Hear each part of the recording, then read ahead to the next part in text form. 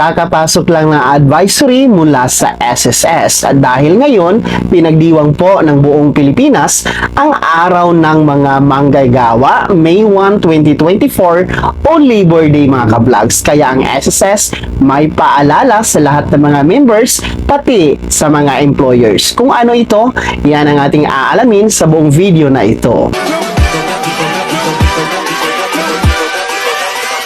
Hold up.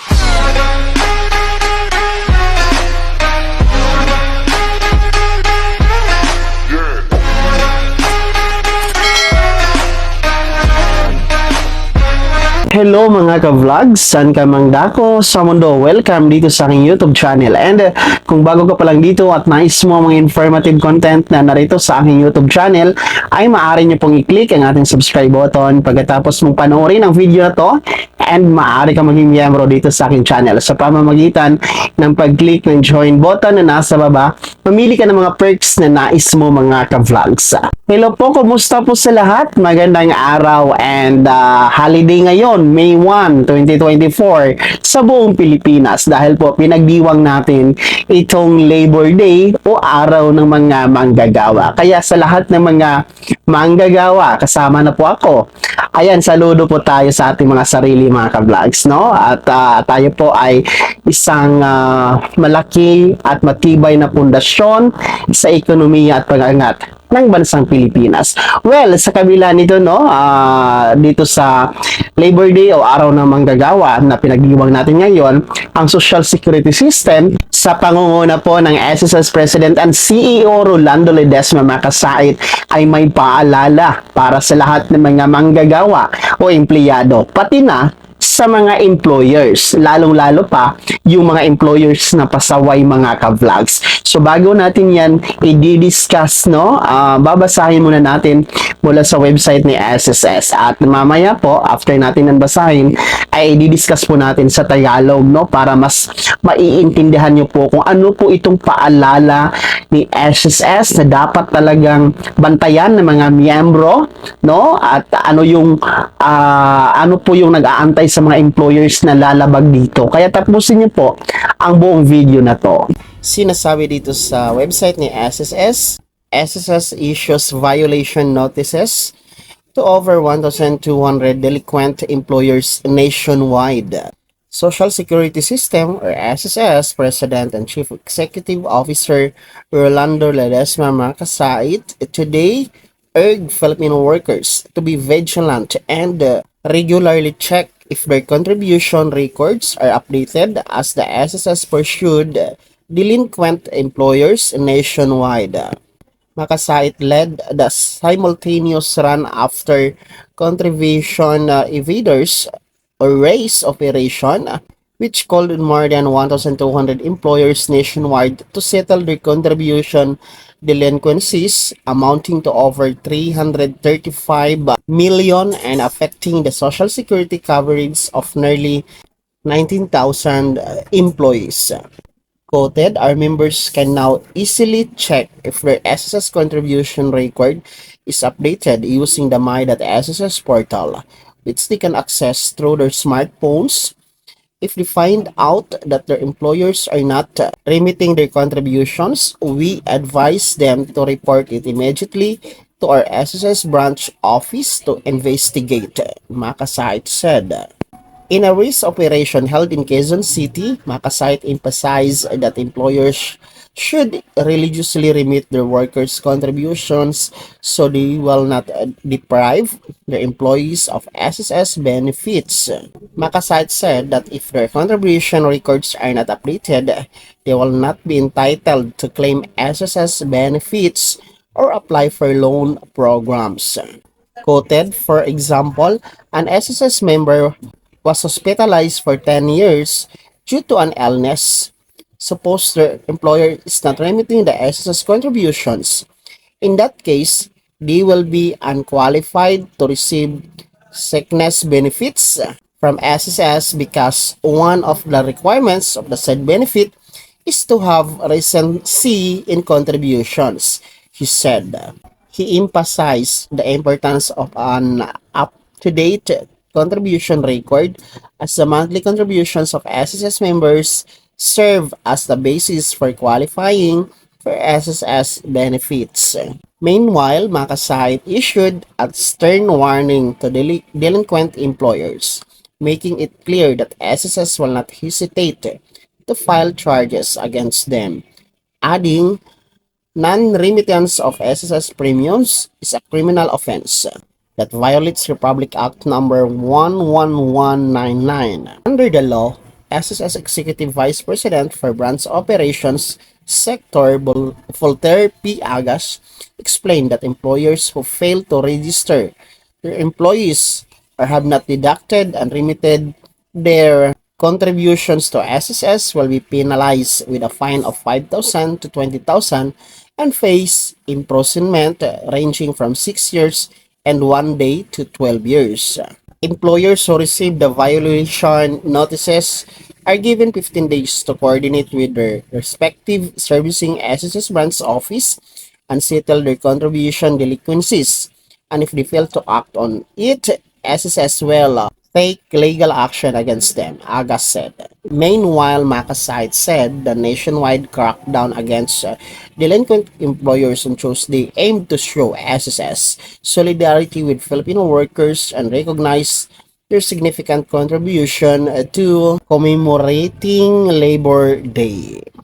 So ang sinasabi lang naman po no doon sa binasa natin mula po sa website ni SSS, ito po ay nagbibigay babala, no, advisory, babala, paalala, no, reminders sa lahat ng mga SSS members na maging vigilant, no, na maging mapagmatsyag mga ka-vlogs, lalo-lalo na sa ating mga contributions. Dahil alam naman natin no, itong SSS ay isa sa mga mandated na benefits ng gobyerno dito sa Pilipinas para sa lahat ng mga manggagawa. And kailangan talaga merong SSS o miyembro sa SSS naguhulog ng contribution ang SSS members na manggagawa o empleyado mga ka-vlogs, no? Kaya po si SSS nagpapaalala po sa atin, no? Tayo mga empleyado, mga manggagawa, na tingnan natin maigi, no? I-update natin maigi, no, yung ating contribution kung nahuhulog ba ng tama, nasusunod ba ang paghulog ng ating mga employers. No, well, paano ba natin ito makikita, no? Paano ba natin ito ma-update mga ka-vlogs kung talagang nakikita natin na itong buwan na to naguhulog, itong buwan na to wala, no? Kung updated ba ang hulog ng ating employers. Makikita po natin 'yan through our my.sss portal mga ka-vlogs. Kaya mahalaga po na magkaroon tayo ng my.sss portal sa ating mga cellphone or any gadget mga ka-vlogs, no? Sa mga wala pang my.sss account ay abay mag-register kayo mga ka-vlogs, no? Madali lang naman 'yan, no? Punta lang kayo sa www.sss.gov.ph and then i-click niyo lang po yung login na member mga ka-vlogs button and then register kung wala pa kayong account para maka-create kayo ng inyong username at saka password, no? Para mag-check nyo kasi dyan sa ating my.sss portal ay nakikita po natin or makikita natin ang lahat ng update kung may pumapasok ba na kontribusyon sa ating account mga ka-vlogs, no, mula sa ating employers, no, lalong-lalo na dito nga sa ating mga employed or mga manggagawa mga ka-vlogs. Kaya dapat monitor natin yan kasi sinasabi po ni SSS kanina sa ating binasa, no, kung hindi po, halimbawa po, hindi po up to date, no? Hindi po updated yung paghuhulog sa inyo ng employers nyo, pero doon naman sa payslip nyo, sa sahod nyo, ay merong kaltas ng SSS contribution,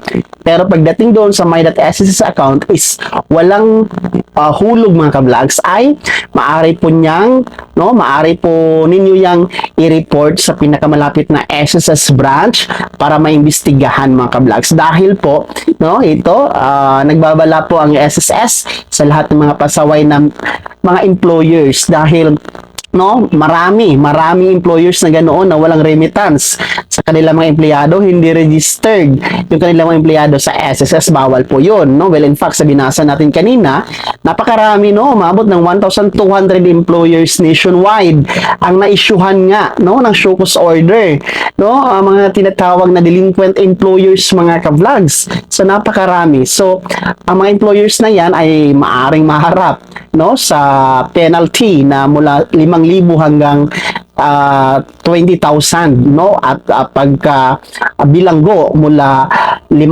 taon hanggang 12 years, mga ka-vlog. So yun yung penalty sa mga employers, no. So sa mga empleyado diyan, kailangan talaga up to date tayo, no, vigilant tayo, monitor natin yung mga hulog natin sa SSS, dahil sinabi kanina, no, doon sa binasa natin, sabi ng SSS President Rolando Ledesma Makasait, halimbawa kasi, ang halimbawa doon, halimbawa, nagtatrabaho ka ngayon or employed ka ngayon, halimbawa, nagkasakit ka ng 10 araw, tapos, magpa-file ka ng sickness benefit kasi isa yan sa benefits ng SSS kasi kapag halimbawa, no, nagkasakit ang isang empleyado ng 10 araw, pwede tayo mag-file ng sickness benefit.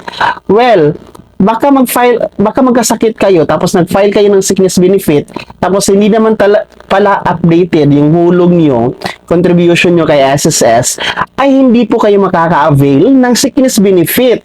So wala na po si SSS doon, labas na doon, kasi si SSS nagbe-base lang siya kung ano yung pumapasok na contribution mula sa inyong employers. Kaya mahalaga talaga na monitored po natin ang ating contribution through our my.sss account portal, mga ka-vlogs. So yun po yung sinasabi doon sa binasa natin, no, mula sa paalala ni SSS, at babala na rin po para sa mga pasaway ng mga employers, mga ka-vlogs. So ang lahat na to ay may kinalaman nga po, no, sa ating pinagdiriwang ngayon, May 1, 2024. Tuwing May 1 talaga yan, no, national holiday talaga ito para sa ating mga magigiting na mga manggagawa, no, Labor Day, mga ka-vlogs. So sana'y naging gabay ang video na to kahit paano nabigyan tayo ng bagong idea, kaalaman, no, kung nakalimutan natin ito, at least napapaalala tayo, mga ka-vlogs, na bilang isang manggagawa may karapatan tayo na maging vigilant, no, sa ating contribution sa SSS, dahil para naman ito sa atin, mga ka-vlogs, kung sakasakaling mag-claim tayo ng ating mga SSS benefits. So para po sa lahat ng mga manggagawa dito sa Pilipinas or nasa abroad ka man, basta Filipino workers, mga ka-vlogs, mula dito sa Daniel Timpawa YouTube channel, ayan, happy Labor Day and saludo po tayo sa inyo. Kung hindi ka pa nakasubscribe dito sa aking YouTube channel, maaari nyo nang i-click ang ating subscribe button na nasa baba, at huwag nyo kaligtaan na i-turn on ang notification bell. Ilagay mo sa all para updated ka sa lahat ng mga videos na i-upload ko. And maaari mo ding i-like ang video na to. Kung meron kang mga katanungan, maaari nyo i-komento dyan sa comment section na nasa baba. And pwede nyo akong i-message at i-follow na din po through my official Facebook page na nasa screen niyo. Muli po, ito si Daniel Timpawa na nagsasabing dito sa aking YouTube channel, pawang katotohanan at lahat totoo lamang.